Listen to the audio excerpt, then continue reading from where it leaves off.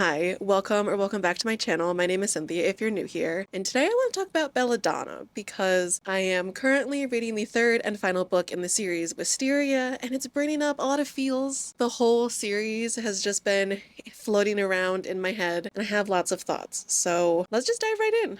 So before we dive right into my thoughts on Belladonna by Adalyn Grace, I wanted to give you a quick little summary, and I was going to summarize it in my own words, but there's actually a lot that happens in this book, and I'm not sure if my summarization of it would do it justice. So this might be a little corny, but I'm just going to read you the summary from the back of the book. Orphaned as a baby, 19-year-old Cygna has been raised by a strain of guardians, each more interested in her wealth than her well-being, and each has met an untimely end. Her remaining relatives are the elusive Hawthorns, an eccentric family living at Thorngrove, an estate both glittering and gloomy. Its patriarch mourns his late wife through wild parties, while his son grapples for control of the family's waning reputation, and his daughter suffers from a mysterious illness. But when their mother's restless spirit appears claiming she was poisoned, Cygna realizes that the family she depends on could be in grave danger, and enlists the help of a surly, stable boy to hunt down the killer. However, Cygna's best chance of uncovering the murderer is an alliance with Death himself, a fascinating and dangerous shadow who has never been far from her side, though he's made her life a living HE double hockey sticks. Death shows Cygna that their growing connection may be more powerful and more irresistible than she ever dared imagine. So I will admit, it has been a hot second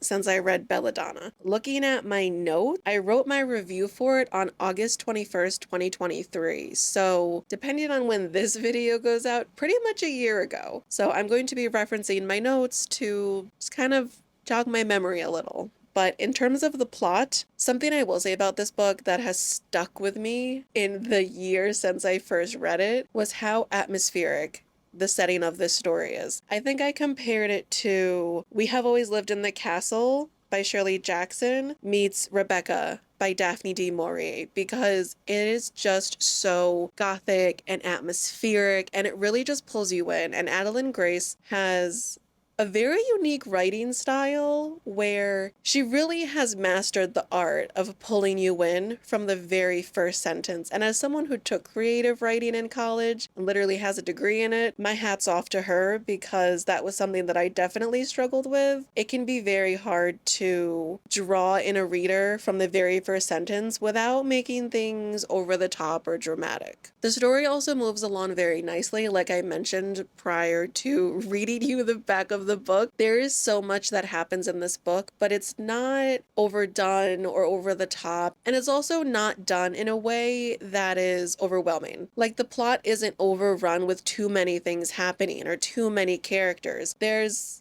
honestly a really nice balance of things going on. There's a murder mystery at hand with Cygna's aunt, whose spirit comes back to tell her that she's been poisoned, and Cygna takes it upon herself to figure out what's going on, because after being raised by a string of guardians who all end up dead, I don't blame Cygna for not wanting all of the Hawthorne family to end up dead.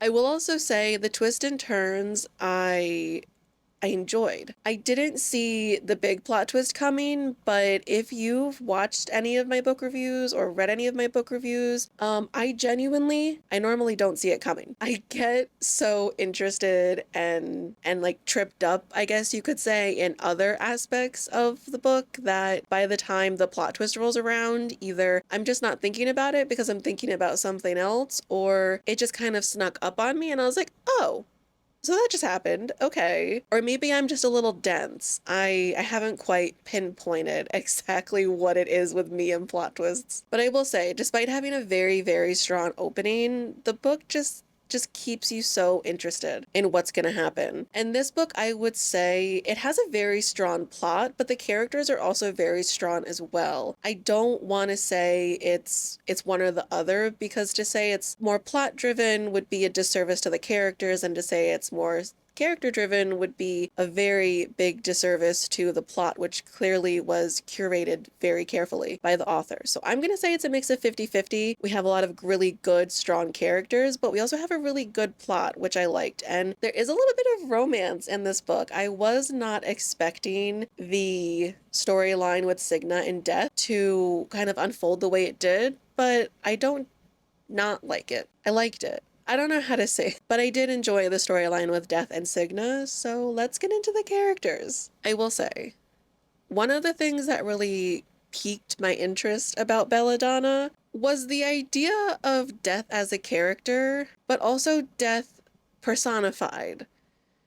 It kind of made me feel a little bit like Hades Persephone vibes at first, but that's definitely not the vibe. Please do not think this is a Hades Persephone retelling because it is so far from that. It was just kind of the initial direction my brain went when I first read the summary for this book. I did also enjoy the fact that the Hawthorns are a hot mess. Cygna has a very tragic backstory. Her parents died when she was very young, and now she's gone from guardian to guardian to guardian, and she just can't seem to catch a break. Like, homegirl just wants a family, and she just can't seem to have one until she meets the Hawthorns. And what I love about the Hawthorns is that they're pretty wealthy too, so they don't care that Cygna has wealth. They, honestly, I feel like kind of see her a little bit as a nuisance.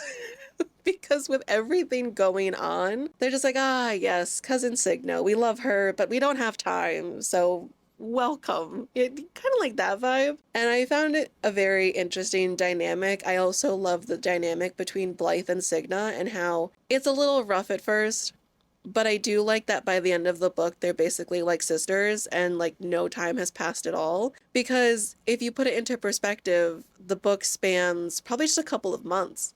And by the end of the book, Cygna and Blythe are just like two peas in a pod. And it was just really nice. I really liked that aspect of the book. Something I also really enjoyed about the characters was that it's very clear that there was a lot of thought put into them. They all have very strong and unique personalities, and there's a lot going on with them. And they all have different motivations for doing some of the things that they're doing, which I really liked because a lot of times you meet characters that are fairly thought out, but you might not understand the motivations behind the things they're doing. Because honestly, a lot of the time you get into these really good books, but the characters just fall flat because they're given these kind of generic personality traits, and then you just have to fill in the gaps as a reader. And I really don't like filling in the gaps. Like, tell me who this character is because they're yours. They're not mine. So overall thoughts, I really, really loved the introduction to this world, to this series, to these characters. And I honestly, by the end of the book, was extremely invested. I will say though, if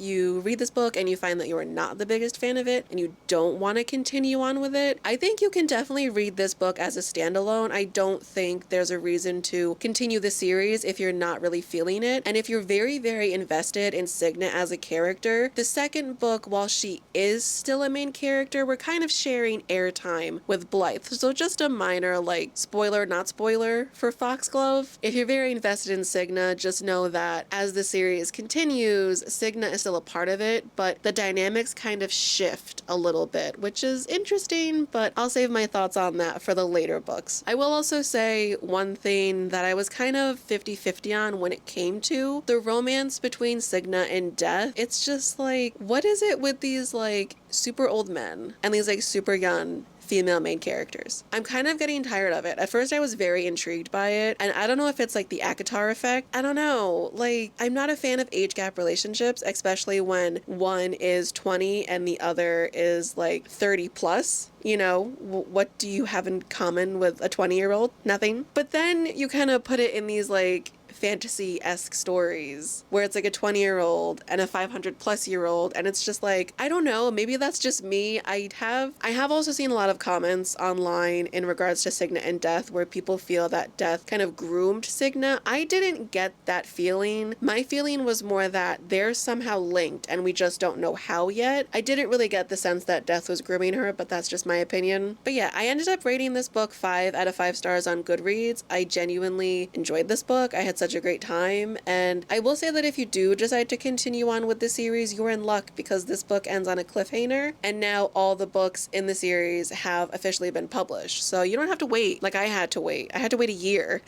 for Foxglove, and it was a little painful at first, I'm not gonna lie. But 5 out of 5 stars for Belladonna by Adalyn Grace. I highly recommend it. And last bit before I go, I don't think I mentioned, because I know I've brought up the kind of like romance between Cygna and Death. There is an open door spicy scene, so if you're not into that, maybe skip that scene. It's nothing too graphic. It's not Silver Flames by Sarah J. Maas. So if that's what you're worried about, It's not that. Just so you know, in terms of chili peppers, I'd probably give it 1.5, maybe 2 out of 5 stars, because like it's there, the scene is there, it exists, but it's nothing too explicit. So Belladonna by Adalyn Grace, 5 out of 5 stars. If you're wondering if you should read it, let this be your sign to read it. I loved this book so much. I have physical copies. As always, thank you so much for watching, and I absolutely cannot wait to see you in the next one.